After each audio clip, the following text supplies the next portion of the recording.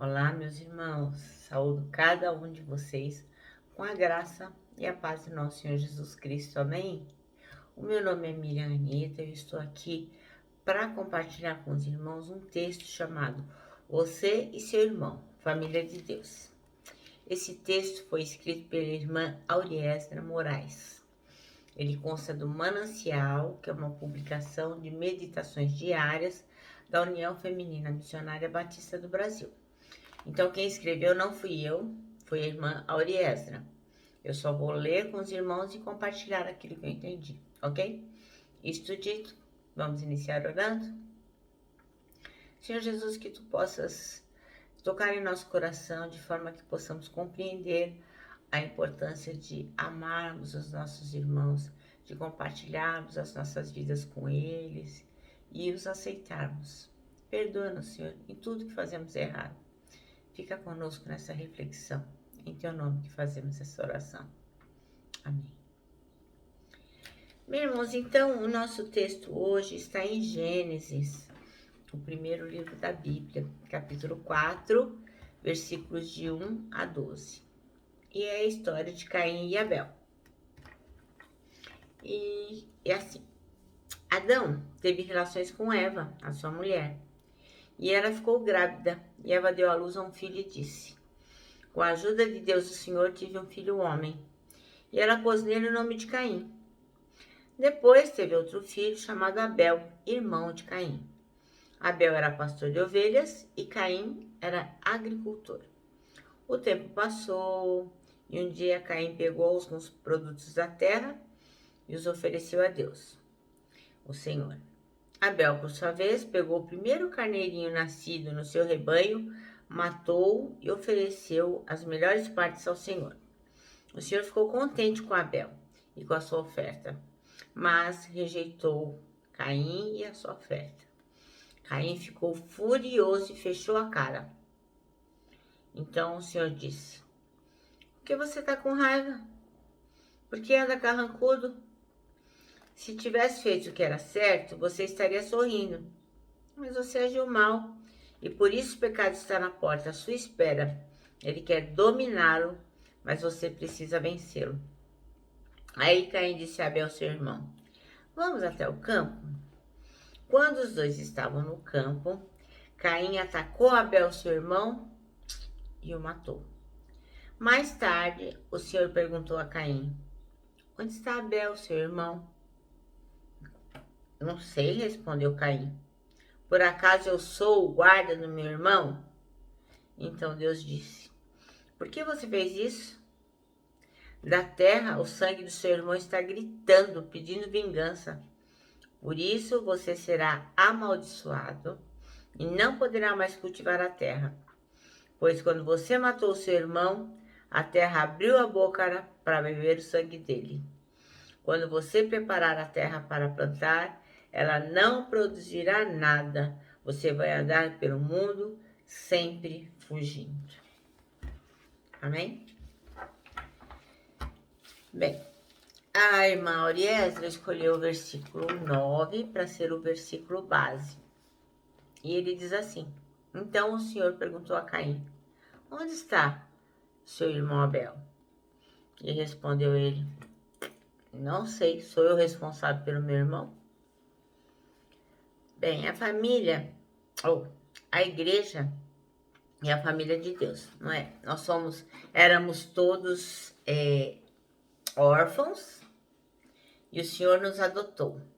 E à medida que Ele nos adotou, tornou-nos filhos, à medida que nós reconhecemos que Jesus Cristo veio ao mundo para nos salvar, para nos resgatar, para nos perdoar dos nossos pecados, morreu e ressuscitou, e nós reconhecemos esse sacrifício dele, nós entramos para a família de Deus. E aí sim, nós nos tornamos filhos e a nossa família é imensa. Bom, a igreja, então, é a família de Deus. Esta é uma verdade inquestionável, não dá para discutir isso. A igreja é a família de Deus. E ele é um símbolo de amor e unidade que Deus propõe em sua palavra. O Senhor fala lá dos seus filhos, da sua família. No entanto, às vezes, pode ser difícil convivermos como família de Deus. Porque assim, como toda família, existem irmãos de todo jeito, né? Tem aqueles irmãos com os quais a gente se dá bem, tem aqueles irmãos que a gente tolera, tem aqueles irmãos que a gente acha que não tem nada a ver. Porque é uma família, e uma família onde cada um tem uma função, cada um age de um jeito, cada um é diferente do outro. Sabemos que uma família é composta por pessoas pecadoras e, por isso, um terreno propício para coisas inusitadas, quer dizer, que a gente não sabia que iria acontecer. Então, a história da família de Adão e Eva também não foi diferente. Então, aconteceu uma coisa totalmente inusitada, totalmente inesperada. E também era uma coisa muito terrível e muito trágica. Caim, que era o irmão mais velho, matou Abel, matou por inveja. Agora, fique imaginando a dor desses pais, do Adão e da Eva, ao saber que um filho tinha matado o outro. Olha que coisa mais triste, mais cruel, mais sem noção. Não dá nem para entender. Quando uma pessoa mata a outra, te dirá quando um irmão mata o outro irmão. Então foi realmente uma tragédia horrível. Não dá nem para descrever. Mas Deus acompanhou a história de toda essa família. Desde o primeiro homicídio, desde o comecinho. E o Senhor ficou chateado, ficou triste, é lógico. O coração do Senhor não se alegra com o pecado, ele não se alegra com as coisas tristes. Ele não se alegra com a tragédia humana. Então, a frieza de Caim por Abel foi algo chocante, pois além de ele matar o irmão, ainda por cima ele não teve nenhum sinal de arrependimento, né? Tipo, tanto faz, né? Morreu, morreu. Pelo contrário, ele demonstrou que não tinha nenhuma responsabilidade, porque ele mentiu dizendo que não sabia onde estava o irmão. Ele falou para Deus, ó, cheio de nada. Sabe de nada, inocente, né? Então isso foi muito cruel, muito mal, muito infeliz. Porque além de ele matar o irmão, além de tirar a vida dele, além de ele não se compadecer, não se arrepender de o irmão ter perdido a vida, ele responde para Deus, eu vou saber? Sei não. Triste, né, irmãos? Muito triste. Então, às vezes, né, a gente pensa que esses fatos são muito longe de nós, que isso nunca vai acontecer com as nossas histórias. E é importante lembrar que Caim não foi rejeitado à toa, né? Às vezes a gente pensa assim, ai, mas por que Deus não quis a oferta de Caim? Só porque ele era agricultor? Eu penso que não, né?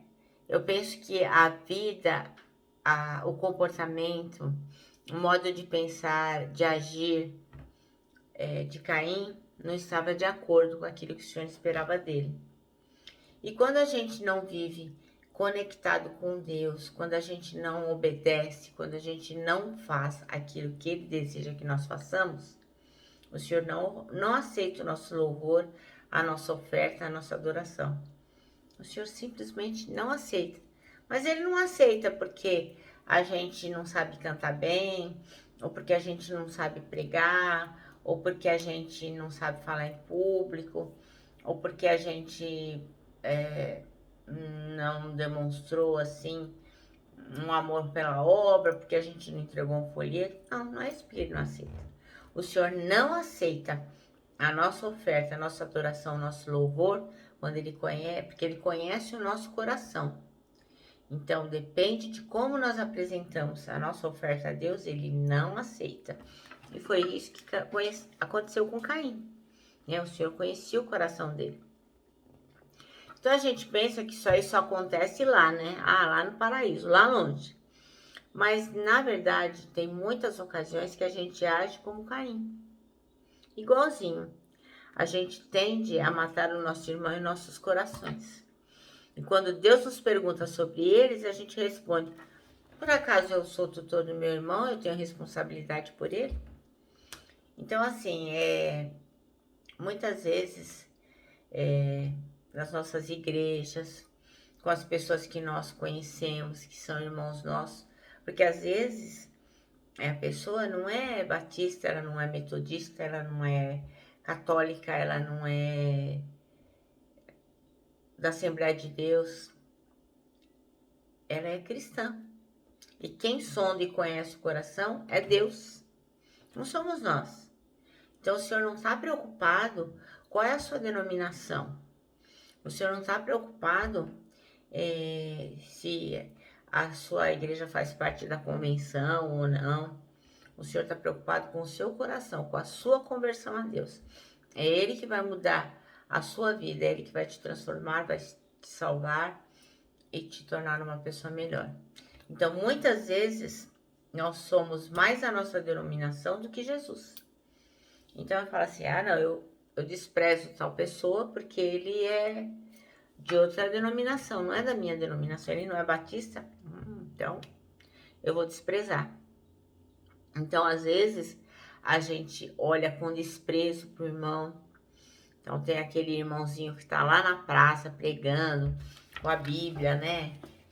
Gritando, falando alto, com aquele terno surrado, aquele sapato sujo, malhado.